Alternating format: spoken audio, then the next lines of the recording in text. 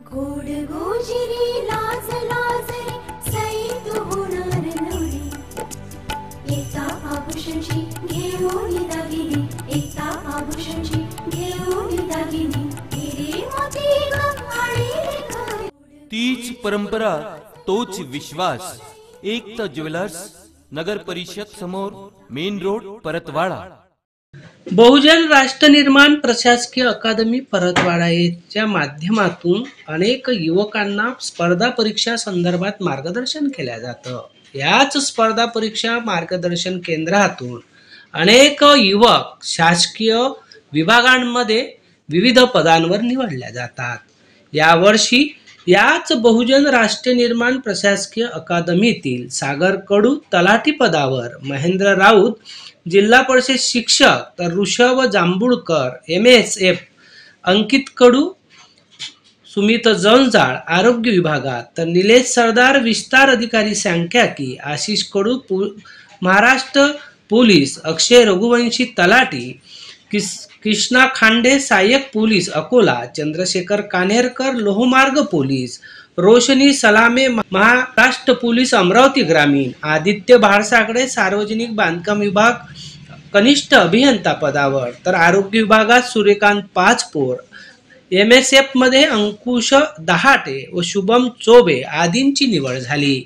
या गुणवंत ठरलेल्या आणि शासकीय पदावर निवड झालेल्या या युवकांचा सत्कार दिनांक 25 फेब्रुवारी रोजी स्थानीय बहुजन राष्ट्र निर्माण प्रशासकीय अकादमी संभाजीनगर परतवाडा येथे करण्यात आले।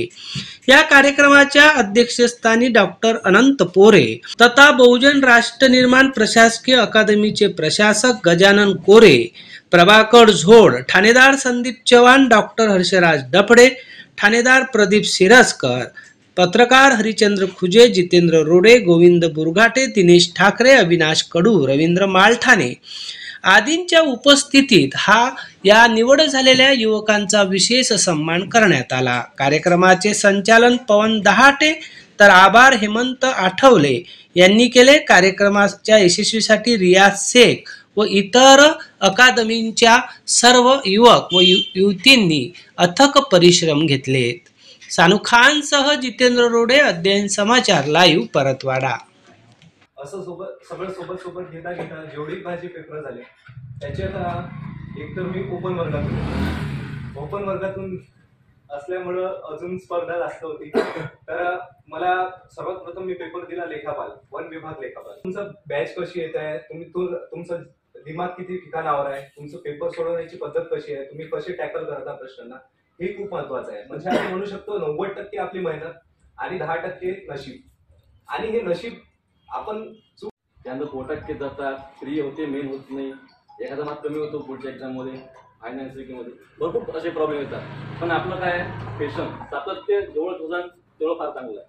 कारण की खूप वेळामध्ये असा प्रॉब्लेम होतो की आपण एक्झाम दिली पण एक्झाम झाल्यानंतर निकाल लागत नाही, खूप हे होते। आणि एखादा बाजूला मित्र लागला तर आपल्या घरचे गाडी जातात, तू एक्झाम दिली होती ना, तुला किती भेटले, बाकी मित्र जातात, अरे माझं नाव नाही आलं समजून मी कटलो ना, कशाला विचारायचं किती मार्क भेटले, काय भेटले, म्हणजे स्टेटस थोडं गुन्हा आहे। जो जवळ लागला तर आपण काय करतो, आपण जवळचा लागला नाही, पण एक सांगतो जवळचा लागलाच पाहिजे। कारण की जवळचा लागला तर आपल्याला वाटते की आपण अभ्यास केला पाहिजे। तर माझा प्रवास सांगायचा झाला तर मला इथपर्यंत पोहोचायला पूर्ण 5 वर्ष लागले। मी हॉस्टेलमध्ये होतो, हॉस्टेलमधून गावी गेलो, गावात आम्हाला अभ्यास करायला पण जागा नव्हती। तर आम्ही ग्रामसेवक जवळ गेलो आणि ग्रामसेवक सरांना सांगितलं की सर आम्हाला अभ्यास करायला काहीतरी जागा पाहिजे। तर त्यांनी जे अंगणवाडी होती बंद पडलेली, ते बंद पडलेली दिली, आम्ही ते सफा केली, म्हणजे साफसफाई केली आणि ते 2-3 खुर्च्या टाकून आम्ही तिघांना अभ्यास चालू केला। जेव्हा माझं पहिलं मी मुख्य परीक्षा दिली फौजदारची, तेव्हा माझं मेन्स 1 मार्काने हुकलं होतं। तेव्हा संपूर्ण आशा संपल्या असं वाटलं होतं, परंतु मित्रांनी मला परत अभ्यास करायला प्रेरणा दिली आणि जेव्हा मी 2009ला सत्र क्रमांक 101 मध्ये उत्तीर्ण झालो तेव्हा मी महाराष्ट्रात पहिला होतो।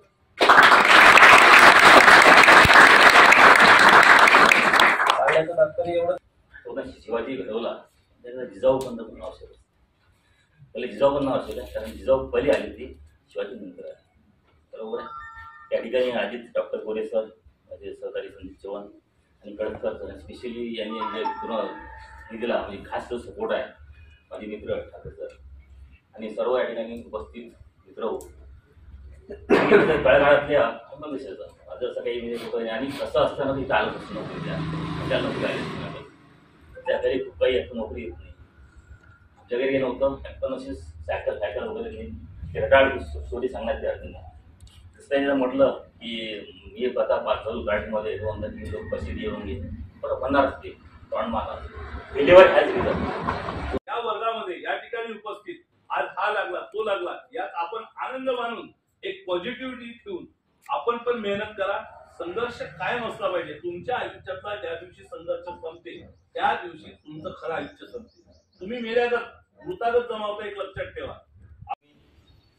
आवर्जून आमंत्रित केले त्याबद्दल आणि अध्यक्षपद दिलं त्याबद्दल मी ठाकरे सरांचे आणि सर्वांचे आभार व्यक्त करतो.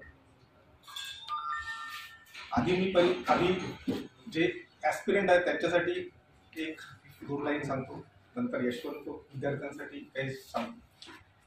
जे ॲस्पिरंट आहेत त्यांना मी रिअल स्टोरी सांगतो. लाईक जर तुम्हाला आता सर्वांनीच प्रत्येकाने म्हटलं की हालाकीची परिस्थिती आयुष्यभर तुम्ही किती मोठे व्हा. तसंही माझं भाषण सगळ्यात शेवटी ठेवल्यामुळं बऱ्याच गोष्टी मला नेहमीच अनुभवायला येतात. बरेच लोक निघून जातात. हा सगळ्या काळाचा अनुभव आहे माझा. आताच मी देवरी आमगाव म्हणजे तिकडे ते एकदम लास्ट गोंदियाला जाऊन आलो कार्यक्रमानिमित्त. तिथेही तोच अनुभव होता सगळ्यात शेवटी. त्या आयोजकाचा त्याच्या मागे वेगळा उद्देश असतो. असो राष्ट्रमाता राजमाता जिजाऊला मी प्रथम अभिवादन करतो आणि राजे छत्रपती आपल्या युगांचे स्फूर्तिस्थान राजे संभाजी सर्वांना मी या ठिकाणी ज्या ज्या महापुरुषांनी आपल्या या बहुजन समाजाच्या उद्धारासाठी आपल्या हाडाचं काढं आणि रक्ताचं पाणी केलं त्या सर्व बहुजन महानायकांना मी माझं या ठिकाणी अभिवादन करतो. आणि आज या ठिकाणी हा सर्वांगाने असा सुंदर कार्यक्रम पार पडत आहे. या कार्यक्रमाचे अध्यक्ष डॉक्टर मोरे साहेब, नंतर या ठिकाणी बसलेले डबडे साहेब, आमचे सहकारी ज्यांनी दर्यापूरवरून हा कार्यक्रम अचलपूरला कोणत्या वर्षांना दिलो 2008ला त्यांनी गळ घातली की आपण अशा प्रकारे केलं पाहिजे. 2008ला हा ठिकाणी दर्यापूरवरून हा कार्यक्रम या ठिकाणी आला असे आणि जे ज्यांच्या निमित्ताने आला ते दिनेश भाऊ कळसकर, त्यानंतर या ठिकाणी उपस्थित असलेले ज्याच्यामुळं आता रेग्युलर या ठिकाणी वर्ग भरतो. कारण मधल्या काळामध्ये कोरोना आला, कोरोनाच्या आधी रेग्युलर आपलं त्या एस्टेटच्या समोर काय नव्हतं त्यांच्याकडे आपला वर्क आपण भाड्यानं घेतलेलं होतं, चालत होता. नंतर इथे मग बरेच अडचणी आल्या कोरोनामुळे, खूप सारे प्रॉब्लेम्स आले.